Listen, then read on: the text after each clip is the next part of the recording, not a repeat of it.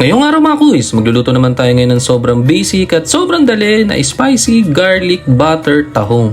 Tignan nyo naman mga kuys, so itsura pa lang talaga namang mapaparami ka talaga ng kanin. Hindi pwedeng walang kanin mga kuys pagka ganito talagang sobrang sarap ng lulutuin ni Kuis Job. Sinimulan natin sa pagpapakulo ng tahong. Wala na tayong nilagay dyan mga kuys, hindi na tayo naglagay ng kahit ano dyan, ng asin, paminta, bawang, luya, hindi tayo naglagay. Pinakuluan lang natin, tapos mga kuys, ano bang gagawin sa tahong pag bumuka? Natural, kakainin na yan. Pero yung gagawin natin ngayon, hindi muna natin kakainin yung tahong na bumuka. Ang gusto natin dyan, papalamigin muna natin yan, tapos mga kuys, tsaka natin tatanggalin yung pinakatahong dun sa shell. Tapos nung medyo lumamig na mga kuys, nakita nyo naman, bumuka na.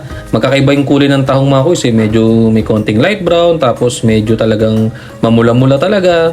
Tapos yun mga kuys, explain natin mamaya mga kuys kung bakit gano'n ang kulay ng mga tahong, bakit iba-iba, bakit hindi sila pare-parehas. Tapos ayun mga kuys, so may maliit, may malaki, pero mas masarap talaga mga kuys kung malaki yung nabili natin. Tapos yan, ganyan tayo magkalas, tatanggalin lang natin yung isang kabilang shell, tapos itutulak lang natin yan, parang yung pinakutsilyo natin dyan. Ganun lang kasimple yung magkalas ng tahong sa shell. Tignan nyo mga kuys, mamula-mula itong isa. Yan ang masarap na talaga mga kuys, yung mamula-mula kaysa dun sa light brown. Tapos explain natin mga kuys kung paano nangyari yan. Ako, tapos may mga ganang konting buhok, pwede natin tanggalin. Tapos, tanggalin lang natin itong pinamalaking part. Anong pantanggal natin? Sorry. Hindi na siya ganun kalalaki, pero ayun, nakita niyo may buhok. Tanggalin natin yun kasi hindi masarap kumain ng buhok. Kasi pag pinapagba. Pag mas pula daw yung taong, yun yung kasi yung pinaka parang aligi niya. So, itong isa, hindi siya ganun ka dami yung aligi, parang sa alimasag at sa ito. Kaya hindi siya ganun kapula. Ito, maraming aligayan pa talaga. Kwento lang naman sa akin. So, hindi ko rin sure yun. Comment nyo na lang kung kapag na nasabi ko. Himay na natin lahat to, tapos after na, lutuin na natin. Hindi ko na kasang galing yun, tanggalin na natin. Yan mga kuys, after natin natanggal yung tahong doon sa mismong shell, nagpalit tayo ng kawali dito, tapos naglagay tayo ng maraming butter dyan. Mas maraming butter, mas masarap. Tapos yan, huwag natin hayaan masunog mga kuys, halo-halo lang tayo. Tapos hindi pa natin natutunaw lahat yung butter, lagyan agad natin yung ating bawang dyan. Ang gusto kasi natin dito, huwag masunog yung butter. Tapos yung bawang naman, hindi naman natin siya gustong talaga na matusta. Yung sakto, ang maluto lang siya, yung kumapit siya sa mismong butter talaga, para lasang-lasa doon sa ating tahong.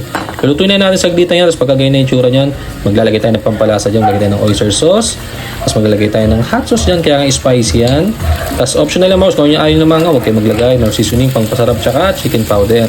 Pagkatapos yun, bakos yun lang ang ilalagay natin dyan, wala na tayo ibang lalagay dyan. Hindi na tayo maglalagay ng asin dyan kasi nga medyo maalat na rin yung seasoning, tsaka chicken powder. Tapos pagkatapos yun, lalagay natin tahong. Grabe mga kusang konti lang nung nakuha ko kasi isa't kalating kilo, yun lang yung lumabas. Tapos susunod mga kusa, damihan natin.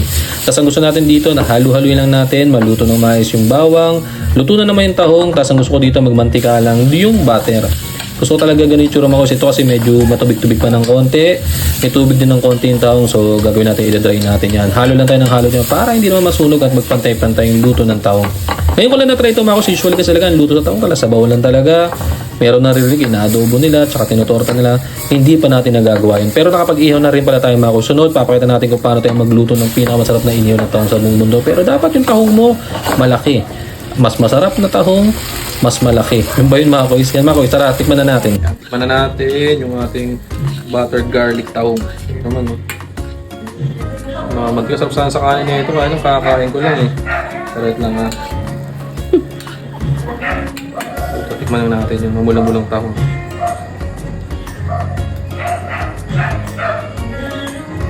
Kanin?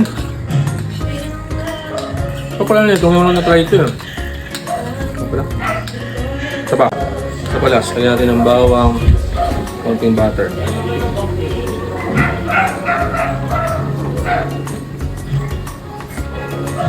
Up.